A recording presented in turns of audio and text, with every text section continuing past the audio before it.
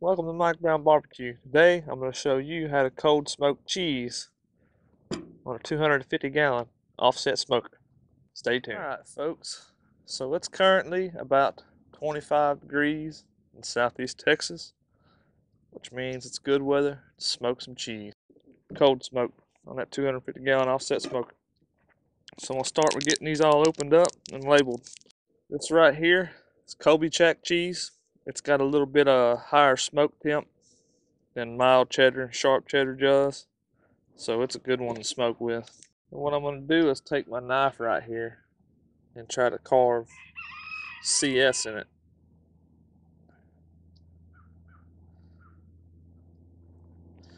It's hard to see that, but I can see it, so I know that's my Colby cheese. Like I said, that one's pretty self-explanatory. Now this one right here is Colby cheese, so I'm going to do CC in it just like that. Place it right here. Leave just a little bit of space between them so the smoke can get on them.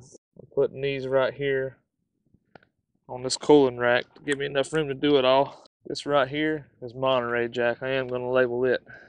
Put it down right there. This right here is mozzarella. Mozzarella actually has the highest smoke point of any cheese that I've messed with.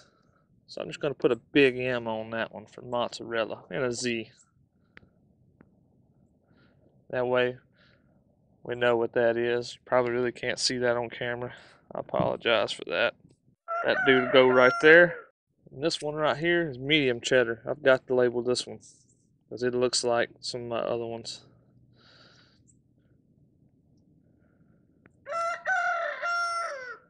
I put MC on it. And this one right here is medium cheddar. I'm going to put MM on it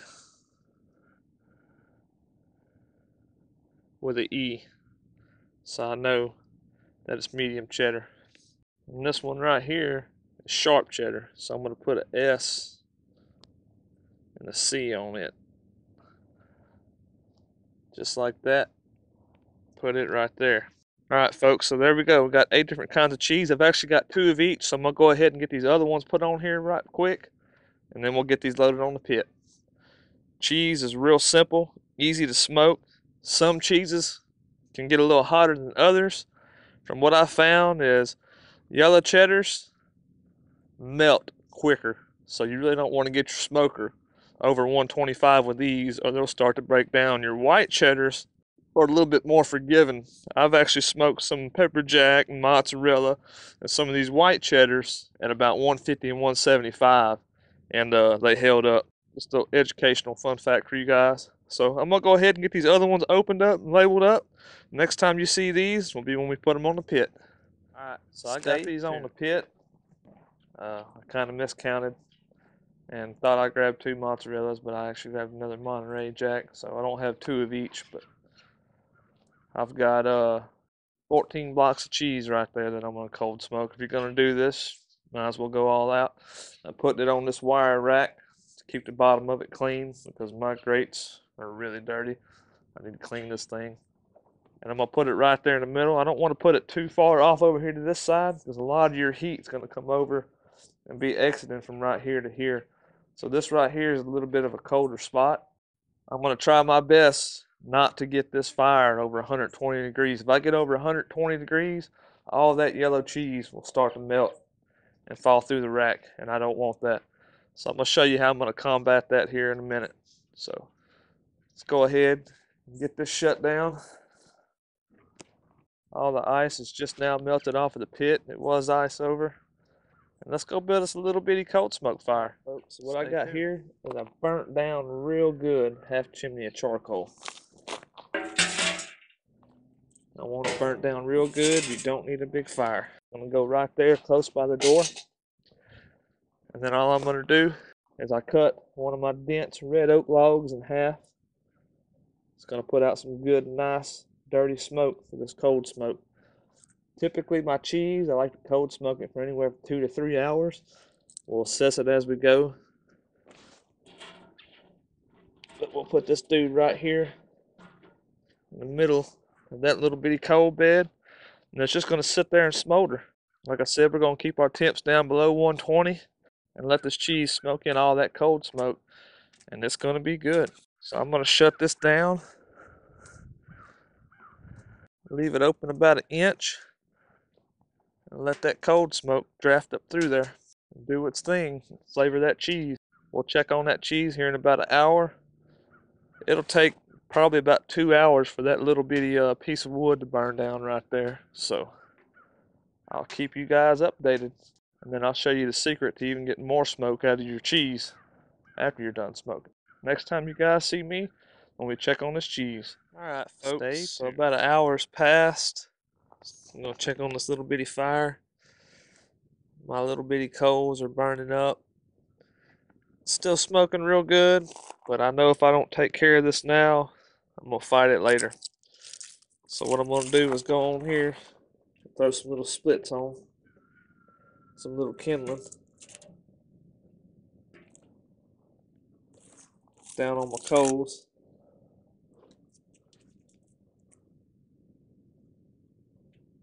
Just like that.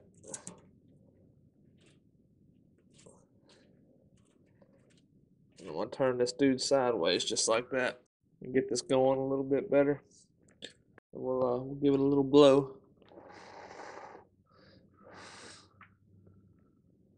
Really what helps me is this little tool from in the house that works in my fireplace. Blow, but it won't blow with the ash everywhere. And I'll come right here.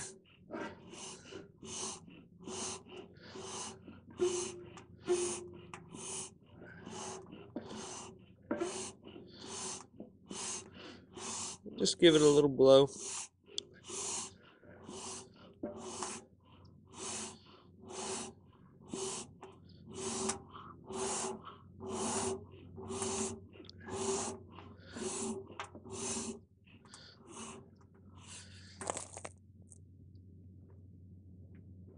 Until I get that caught up a little bit.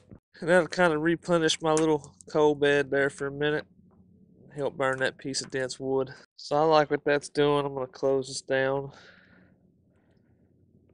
Leave the firebox door open about an inch, and I'll bring you over here and show you what my temperatures look like. Not the dirtiest smoke in the world, but it is a dense smoke, and that's what we want. We want to give that cheese good flavor. As you can see, we're not even 100 degrees on our temp on either gauge, which is good. That's what we want right now. We don't want high temps and melt that cheese, especially that cheddar. And this is what our cheese is looking like. It's kind of hard to see because of the smoke, but it is starting to take on some of that color. So we're going to close this back down and let it continue to smoke on.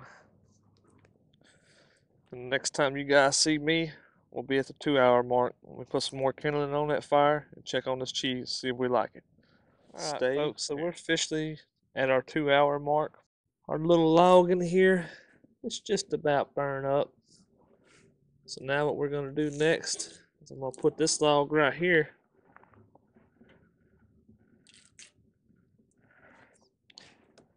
directly over the top of that one and let it do its thing. Pretty hard fire to manage right here, guys. It's exhausting. Babying this cheese. Not really, it's really easy. This is all you need, minimal heat and optimal smoke. So we're going to shut that down and go see what our cheese is looking like. Stay tuned. Here's what our temp is looking like. We're not even at 100 degrees. Probably about 80-ish degrees. And that's looking real good. Got plenty of nice smoke coming out the stack. That's what you want. So let's open this up and see what we got. Oh, smoky, guys. Let's let that clear out a minute.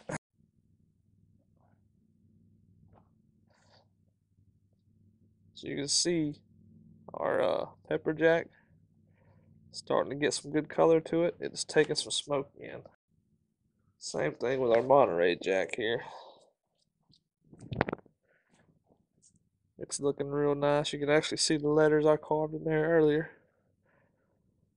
But it's taking on a little bit color. So we're at the 2-hour mark. I'm going to let this go for another hour, maybe 2 hours. and we'll see what we got. So just manage the fire.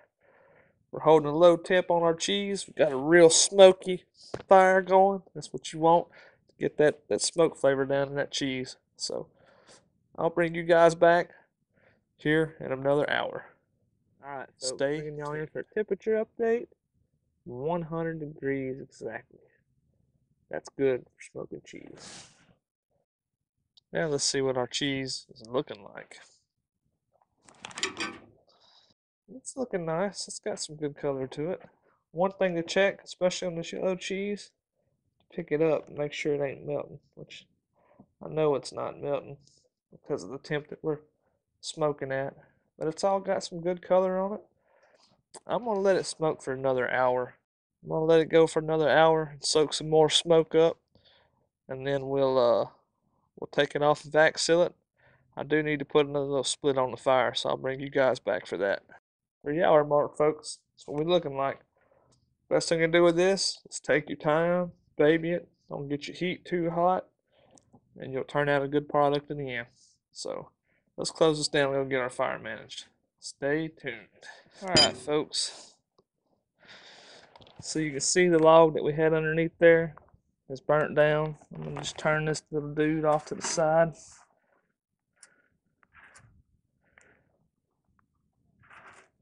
Flip him with that bark down. And then I'm going to stick this little dude just like that on him.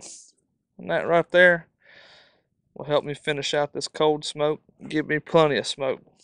Like I said, I'm going to let this go for another hour. And here in an hour, we'll take that cheese out. We'll vacuum seal it. So I'm going to let this go for about another hour. So the next time you guys see me will be when we look at that cheese for the last time. Stay tuned. Folks, so we've officially hit the 4 hour mark. I'm at 110 degrees on my temp, which is the hottest I've been so far. Let's look and see what these are looking like. And I like that. I like that a lot. They're taking on a real good smoke color. They're looking nice. The edges have softened up a little bit. Some of the O's are drawing out. Up as far as I want to take those. So what I'm going to do with these now, you can see what those are looking like in the daylight right there. You can still see the letters I wrote on them. All that cool stuff. So what I'm going to do now is take these and put them in my fridge for about 30 minutes and let them firm back up a little bit. Some of them got a little soft, especially the yellow blocks. And let them somewhat cool down. They're probably like 90 degrees internal temp, maybe not even that. So next time you guys see this will be when we vacuum seal them up. Stay tuned. Alright folks, after chilling these in the fridge for a little bit, that is how they turned out. They got a nice color to them. They're back to being firm and not as soft. Only thing we got left to do now is vacuum seal these bad boys. What I got here, folks, is just some regular old vacuum bags from Walmart. Actually, the Food Saver bags. So what you want to do is put your cheese in your bag, just like that.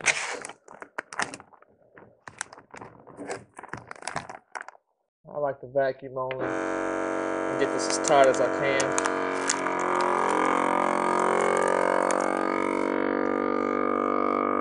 What I also like to do with this cheap vacuum sealer is seal twice. I've got a new one coming in. This is just a cheap Amazon one. I experimented with an LEM 250 and it wasn't worth a darn. I brought it back to Academy.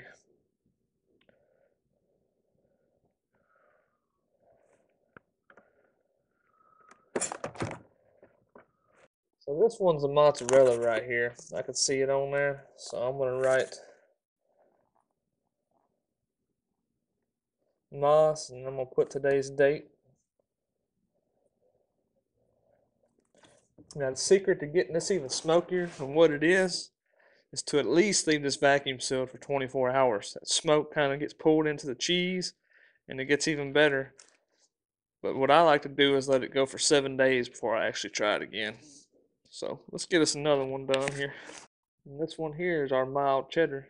That's what MC stands for. It's got some good color on it. And we'll use this one to help level the bag up.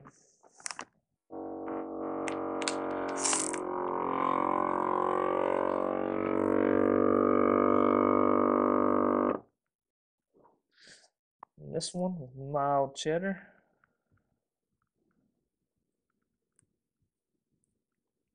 I got the bag greasy. Let's see if I can do it better on the other side.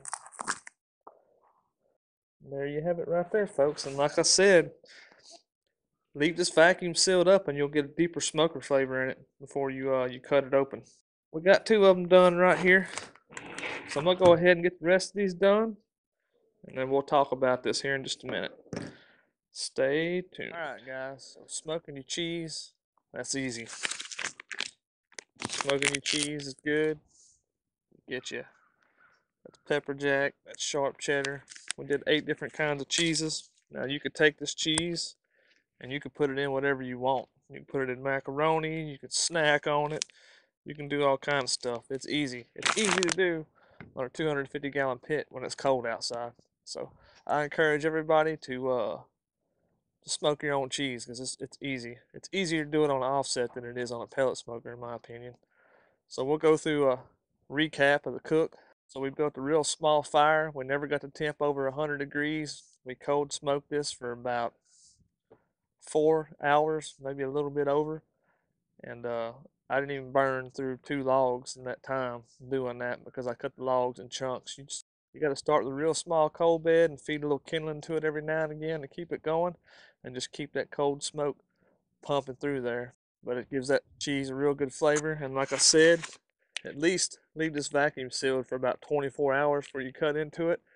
And actually, the longer that you leave this vacuum sealed, the more intense the smoke flavor gets on it. My favorite one I won't even get into till about a week, and then I'll cut it open. And what you don't use, you just freeze it.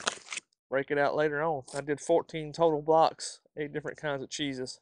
So they make good gifts, good snacks, good elements to add to your cooking. You can make a smoked mac and cheese and not even put your mac and cheese on the smoker because you smoked the cheese. So that's pretty much it, guys. If you like this video, please like and subscribe, and more content will be coming y'all's way. Thanks for watching. Peace.